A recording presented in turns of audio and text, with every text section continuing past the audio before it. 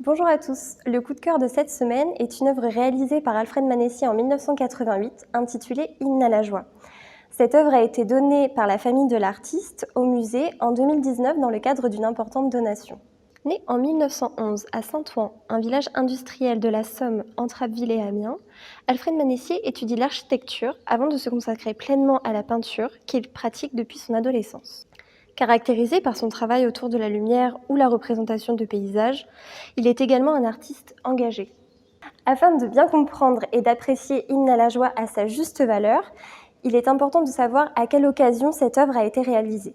Le 22 mars 1985, 2 diplomates français sont enlevés par le Hezbollah à Beyrouth, au Liban, alors en pleine guerre civile. 2 mois plus tard, c'est au tour de Jean-Paul Kaufmann, journaliste, et de Michel Seurat, sociologue, de connaître le même sort. L'épouse de Kaufmann, Joëlle Brunéric Kaufmann, se mobilise et organise un comité de soutien afin de demander la libération de tous les otages retenus au Liban. Manessier, un ami de longue date de Joëlle, est l'un des premiers à rejoindre ce comité. Alfred Manessier réalise l'otage en 1987, symbole pour lui de l'attente, et destiné à cette association de soutien. Après 3 ans de captivité, Jean-Paul Kaufmann est libéré le 4 mai 1988. Michel Seurat n'aura pas cette chance puisqu'il décède en 1986. Suite à cette libération, Alfred Manessier réalise le vœu fait en 1985. Il crée dans un premier temps une étude préparatoire, printanier, puis, certainement inspiré par l'euphorie du moment, il crée en seulement quelques jours, du 6 au 24 mai, Hymne à la joie, une huile sur toile abstraite, lumineuse, de 2,60 m sur 2,60 m. Elle est signée et datée en bas à gauche.